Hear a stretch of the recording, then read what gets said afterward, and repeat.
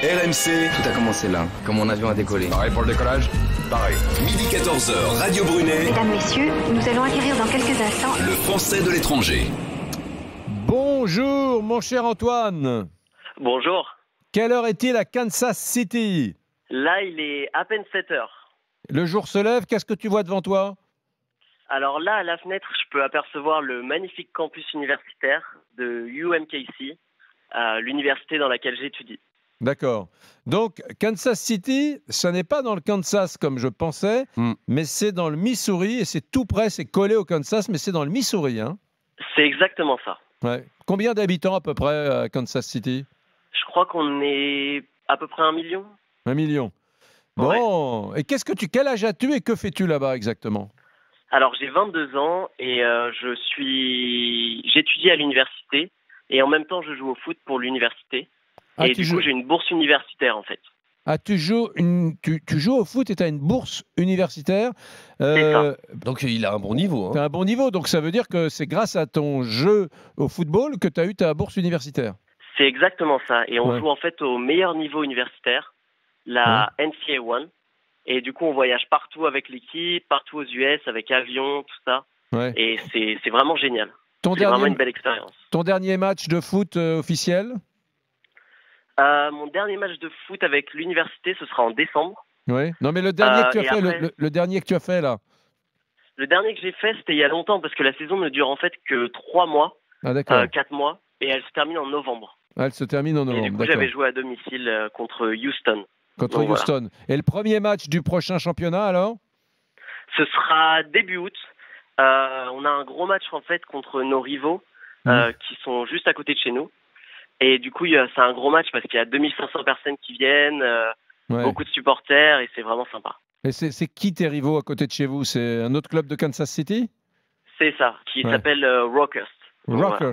Dis-moi, la Coupe du Monde de football féminine en France, est-ce qu'on suit ça aux États-Unis? Oui, énormément. Il y a une grande ferveur autour de l'équipe américaine. Ouais. Il y a l'équipe, donc le Sporting Kansas City, qui est l'équipe de MLS. Ils ont fait une fan zone dans leur stade.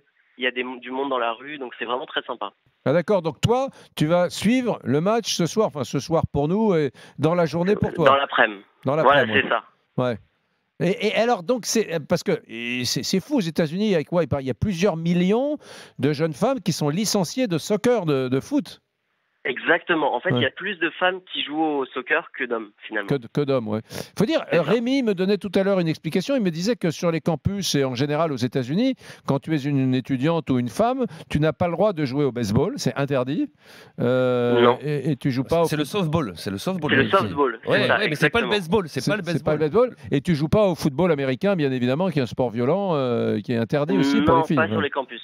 Ouais. Après, il y a des pros féminines, mais c'est un peu différent quand même. Ouais. C'est pas les mêmes règles. Donc raconte-moi, donc le foot, c'est le sport collectif, un des sports collectifs numéro 1 pour les filles aux États-Unis. Exactement. En fait, c'est celui par lequel la majorité des filles commencent et c'est pour ça qu'ils ont aussi un si bon niveau parce qu'il y a tellement de licenciés et donc voilà. Et raconte-moi cette équipe féminine qui va rencontrer la France ce soir. Alors, elle est portée par tout un peuple, tu as un enthousiasme de dingue, elle est techniquement de très haut niveau, tu la juges, tu juges que c'est la meilleure de cette Coupe du Monde. Dis-moi. Bah, c'est les favoris, honnêtement, parce que physiquement, ils sont au-dessus, techniquement, elles sont très très bonnes. Et puis, elles ont quand même tout un peuple derrière elles, parce que aux États-Unis, ils sont quand même très supporters de leur équipe et il y a une réelle ferveur derrière leur équipe féminine. Donc, pour moi, elles sont favorites, mais bon, moi, j'y crois pour les Françaises. Honnêtement, j'y crois, sincèrement.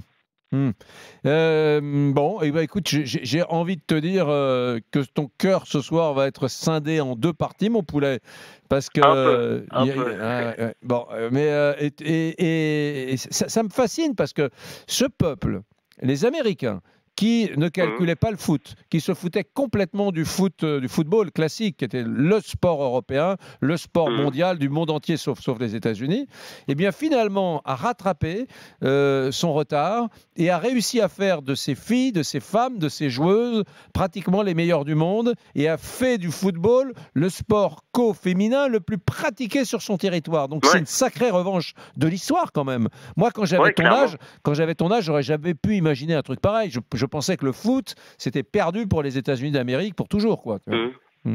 Mais même le football, le soccer masculin se développe énormément. Les stades de MLS sont pleins. Donc non, le soccer se développe énormément aux US. Et c'est génial. Ouais. En tout cas, tu as vachement de chance de vivre cette expérience d'étudiant sportif de haut niveau sur un campus américain. J'imagine que voilà, ça fait presque...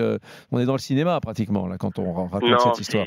C'est vraiment une expérience unique et je suis vraiment très heureux d'avoir tenté ma chance et aujourd'hui de vivre finalement le rêve américain. Ouais. C'est quand même génial. Tu es de quel coin en France, Antoine ? Je suis de Paris. De Paris. Ouais. Ok.